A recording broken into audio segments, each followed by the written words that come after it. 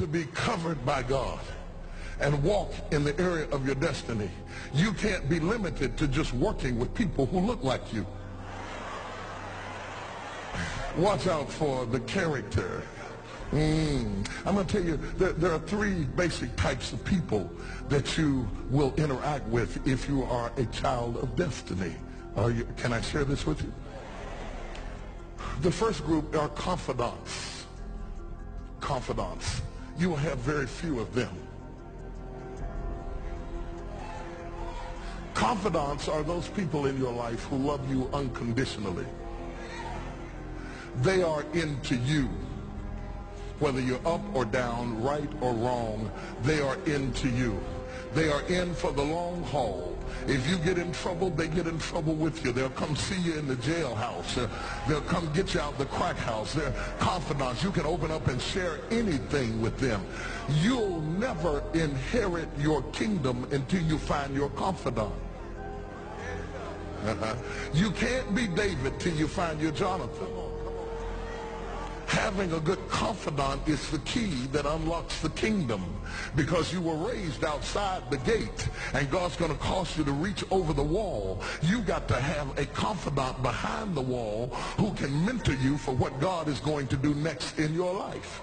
The problem with most people is that everybody they run around with is under them. And so you are forever feeding people who can't feed you. And after years of feeding them, they begin to drain you. You got to have somebody who can feed you so you can feed somebody else. Am I talking to anybody in here? You need the confidant then. The confidant is those few people that come along in your life that are for you. They are with you. They are intimately intertwined in your life. They are there to make sure that you reach your destiny. They will confront you. They will get in your face. They will get in your business. They will tell you when you're wrong, because they are confidants. If you have 2 or 3 of them in a lifetime, you are a blessed person. Without them, you'll never be who God called you to be. You need to find your confidant. Number 2, the other group are your constituents. They are not into you. They are into what you are for. They are for what you are for. They are your constituents. And as long as you are for what they are for, they will walk with you and work with you and labor with you, but never think that they are for you. They are for what you are for.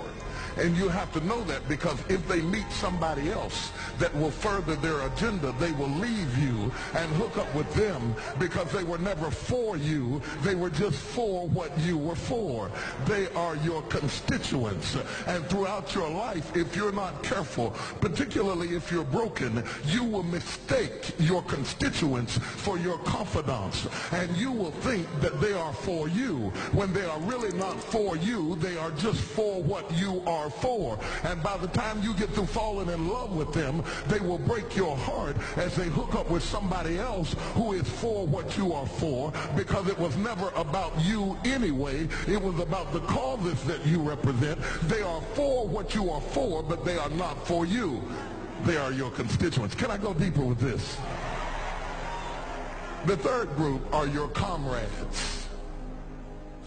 These people are not for you, nor are they for what you are for. It is just that they are against what you are against. And the comrades will make strange bedfellows. This will cause people to come together who are not for you, and they are not for what you are for, but they are against what you are against. And they will team up with you to help fight a greater enemy. But don't be confused by their associations. They will only be with you until the victory is accomplished. These people are like scaffolding. They come into your life to fulfill a purpose. And when the purpose is complete, the scaffolding scaffolding is removed. But don't be upset when they are removed, because the building always remains when the scaffolding is removed. What I'm saying to you, my brothers and sisters, expect the constituents and the comrades to leave you and desert you after a while. Don't be upset when they don't react to your dream the way you expected them to, because they were never really with you in the first place. Be careful then who you tell your dream to, because if you tell your dream to your constituents, they will desert you and try to fulfill the dream without you. If you tell it to your comrades, they won't support it because they never were for what you were for anyway. If you find a few people in your entire life with whom you can share your dream with, you are a blessed somebody. I can tell you how to identify people who are really for you. If they are really for you, they will weep with you when you weep, and they will rejoice when you rejoice. When you walk in a room and you tell somebody good news, stop being happy for a minute and watch their reaction. If they're not happy for you, shut your mouth and walk back out of the door, because when they are really connected to you, they will be happy for you when you share your dream. Find somebody, look them in the eye and say, are you happy for me? If you don't get the right reaction, don't tell them anything else. You need somebody who's really going to be happy for you.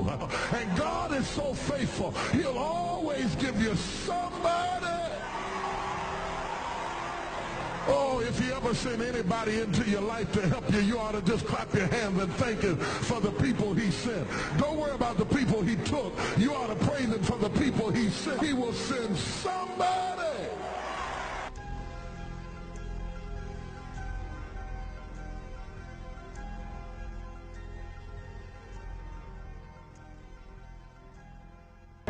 Women talk in circles.